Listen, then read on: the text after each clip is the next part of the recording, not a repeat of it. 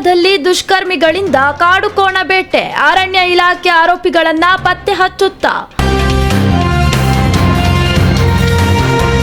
ಕಾಡುಕೋಣವೊಂದನ್ನ ಸಾಯಿಸಿ ಅವಶೇಷಗಳನ್ನ ಮಾತ್ರ ಬಿಟ್ಟು ಮಾಂಸವನ್ನ ತೆಗೆದುಕೊಂಡು ಹೋಗಿರುವಂತಹ ಘಟನೆ ಅರಳಿಮಠ ಬಳಿ ನಡೆದಿದೆ.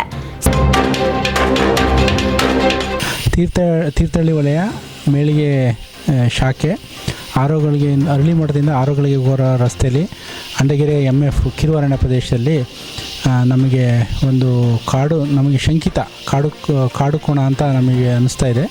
ಅದರದ್ದು ಏನು ಕರುಳು, ಜಠರ ಮತ್ತು ಒಂದು ಸ್ವಲ್ಪ ಸ್ಕಿನ್ನು ಸಿಕ್ಕಿದೆ.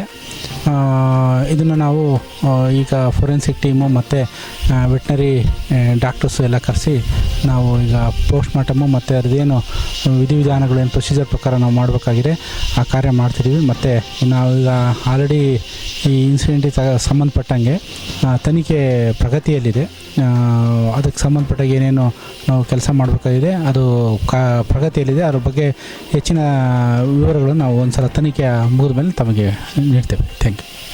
ಅವರೆಲ್ಲ ವ್ಯವಸ್ಥಿತವಾಗಿ ಅಂದರೆ ಬಹಳ ಕ್ಷಿಪ್ರಗತಿಯಲ್ಲಿ ಕಾಡುಕೋಣದ ಹಿಂಡುಗಳನ್ನು ನೋಡ್ತಾರೆ ಮತ್ತು ಅದನ್ನು ಕಾದು ಅದಕ್ಕೆ ಸಂಬಂಧಪಟ್ಟಿರೋಂಥ ಎಲ್ಲ ಪರಿಕರಗಳನ್ನು ತಗೊಂಡು ಬಂದು ಅವುಗಳನ್ನು ಹಸಿಗೆ ಮಾಡಿ ತೆಗೆದುಕೊಂಡು ಹೋಗ್ತಾರೆ. ಜೊತೆಗೆ ಇದೊಂದು ವ್ಯವಸ್ಥಿತವಾಗಿರೋಂಥ ಜಾಲವಾಗಿದೆ. ಇದು ಇಲಾಖೆಯ ಅಥವಾ ಸಾರ್ವಜನಿಕರ ಅಥವಾ ಎಲ್ಲರಿಗಿಂತಲೂ ಮೀರಿರ್ತಕ್ಕಂತಹ ಒಂದು ವ್ಯವಸ್ಥಿತ ಜಾಲವನ್ನು ಅವರು ಹೊಂದಿದ್ದಾರೆ. ಅದರ ಮುಖಾಂತರ ಈ ಕೆಲಸವನ್ನು ಮಾಡ್ತಾ ಇದ್ದಾರೆ. ನನಗೆ ಗೊತ್ತಿರೋ ರೀತಿಯಲ್ಲಿ ಚಿಕ್ಕಮಗಳೂರು ಜಿಲ್ಲೆಯಲ್ಲಿ ಈ ಥರದೊಂದು ಜಾಲ ಕೆಲಸ ಮಾಡ್ತಾ ಇತ್ತು.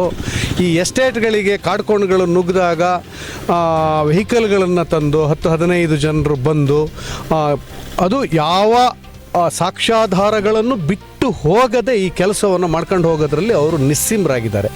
ತೀರ್ಥಹಳ್ಳಿ ಬಸವಾನಿ ಮಾರ್ಗ ಮಧ್ಯೆ ಇರುವ ಅರಳಿಮಠ ಬಳಿ ತಡರಾತ್ರಿ ದುಷ್ಕರ್ಮಿಗಳು ಕಾಡುಕೋಣವನ್ನ ಹೊಡೆದು ಹಾಕಿದ್ದಾರೆ. ಸ್ಥಳೀಯರ ಹೇಳಿಕೆಯ ಪ್ರಕಾರ ಗನ್ ಶಬ್ದ ಬಂದಿದೆ ಎನ್ನಲಾಗುತ್ತಿದ್ದು, ನಂತರ ಮಾಂಸವನ್ನ ತೆಗೆದುಕೊಂಡು ಕಾಡುಕೋಣದ ಅವಶೇಷವನ್ನ ರಸ್ತೆ ಬದಿಯಲ್ಲೇ ಎಸೆದು ಹೋಗಿದ್ದಾರೆ ಎನ್ನಲಾಗಿದೆ.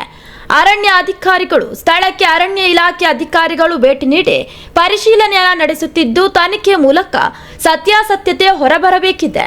ಅಲ್ಲದೆ ಆ ದುಷ್ಕರ್ಮಿಗಳು ಯಾರೆಂಬ ಮಾಹಿತಿ ಸಹ ತಿಳಿಯಬೇಕಿದೆ. ನಿರ್ಭೀತಿಯಿಂದ ನಿಮ್ಮ ಜೊತೆಗಾರ.